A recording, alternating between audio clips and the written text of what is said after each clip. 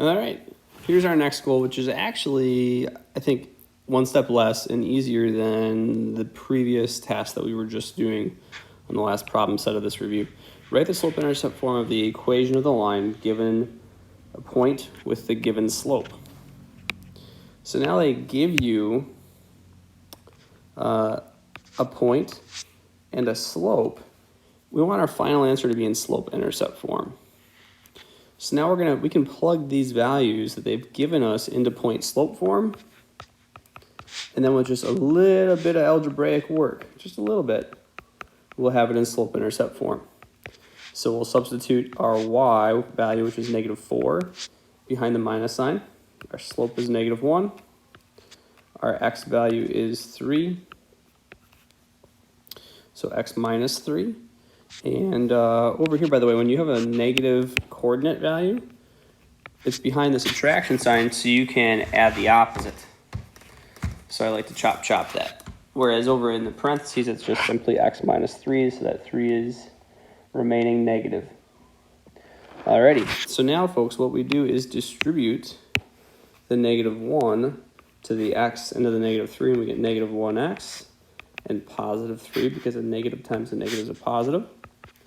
And over here we have y plus 4 still. Well, slope-intercept form has y all by itself. So I'm going to get y by itself by subtracting 4. And what I do on one side, I'll do on the other side. Make sure you put that -4 underneath the +3 because we can actually combine those values. They are like terms. And there we go. That -1 in front of the x, the 1 isn't actually necessary, so this is the way the answer should probably look on your answer key. All right, let's try number 75. So I like to label my coordinates. Just takes a second, helps me plug in things correctly into your point slope form. So y minus -4 equals -2 times x minus 4. Take a second, make sure that got plugged in correctly.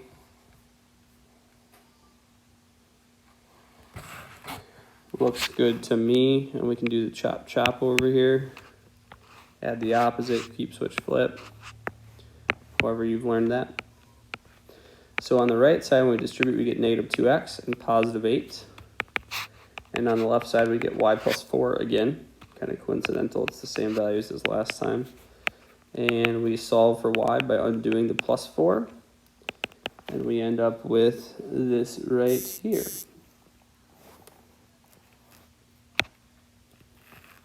Number 77. So here, it's going to look like y minus 1 equals -1 times x minus -1. Because our x coordinate was negative, it's getting subtracted off. We're subtracting a -1, which is the same as adding a +1. And now we distribute. But now we multiply that +1 by a -1 with our distribution, and it goes to that. And then we solve for y by adding 1, which will actually create a 0 with the -1. So y all by itself is y equals -x. There is our slope-intercept form of the line going through the point -1, 1 with a slope of -1. All right, I'm going to do, have all of our slopes been negative so far? Yeah, they have been. This next one's positive. All right, so there's my x, there's my y, there's my slope. So I'm going to go y minus 5 equals the slope, which is also 5, times in parentheses x minus 1. And we distribute.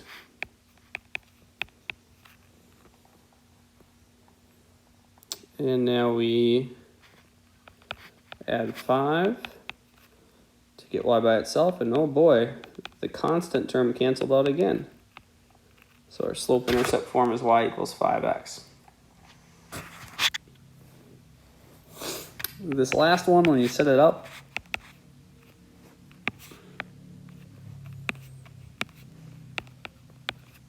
should look like this. And now we distribute. And now we add 3. So we get y equals negative 2x plus 5 in slope-intercept form. Alrighty. The last thing you'll have to, not the last thing, there's 2 things, is horizontal and vertical lines. To understand those, I like to use the acronym HOI-VUX. So a line is horizontal, which means the slope equals 0. So that's actually not supposed to be the letter O, it's supposed to be a 0. When the equation is y equals some number. Whereas you'll get a perfectly vertical line, meaning up and down, which a vertical line has a slope that's undefined. Undefined. If the equation is x equals just some plain old number.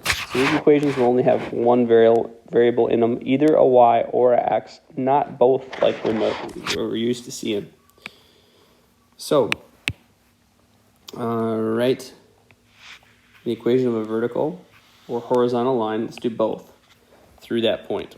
So, what you could always do is graph it too. So negative 3, 4 is going to be right here. If we do a vertical line through that point has to be x equals a number. And when you look at all of the points on this line, because the equation is really just giving you the pattern for all the points on the line, the rule for all the points on the line, all of your x values there are always negative 3. Notice the line goes up and down, which means the y values are changing. They're going very positive up here, then they hit 0 and they go very negative. The y's are always changing, but the rule for this blue line is x always equals negative 3. That's the vertical line equation. Vertical line. Kind of color coding this, you'll see. Whereas if I make a horizontal line through that green point, the point negative 3, 4 that I circled up in the directions, the height never changes here. The y value or the height is always 4, although it looks like I missed my mark. There we go. It's always 4.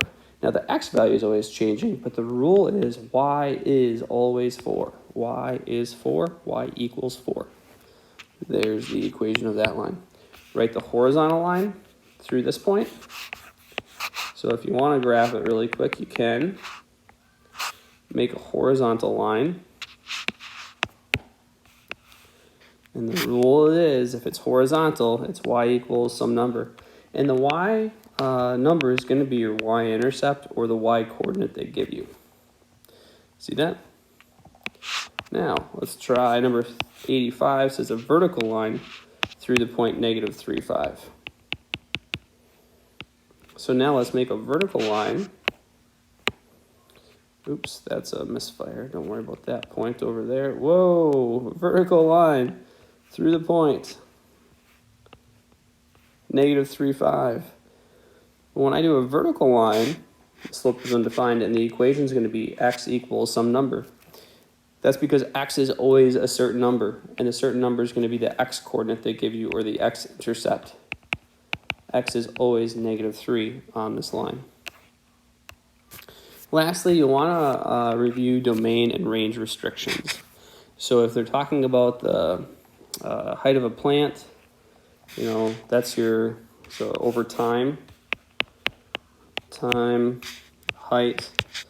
If they give you a starting height, obviously it's not going to be below that, or heights of things really aren't ever, usually if we're talking about the growth of something, an actual plant, less than negative or less than the seed depth in the soil.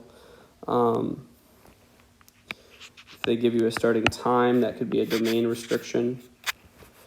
Like say we're going to map something for the last 20 years, well, then that would be starting in the year 2000.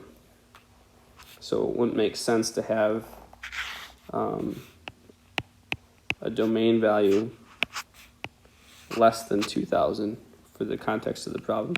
So you'll want to review your notes with domain and range restrictions, folks, as well. And that will be just about it. I'm not gonna stop this. I think I'll break this into two if I have to. This is the last thing. There'll be some story problems. For number 88, it'd be a story like the Three Little Pigs. They're four bricks in debt. That means the next 4 they earn, they have to give back to somebody else, so that's like a negative value.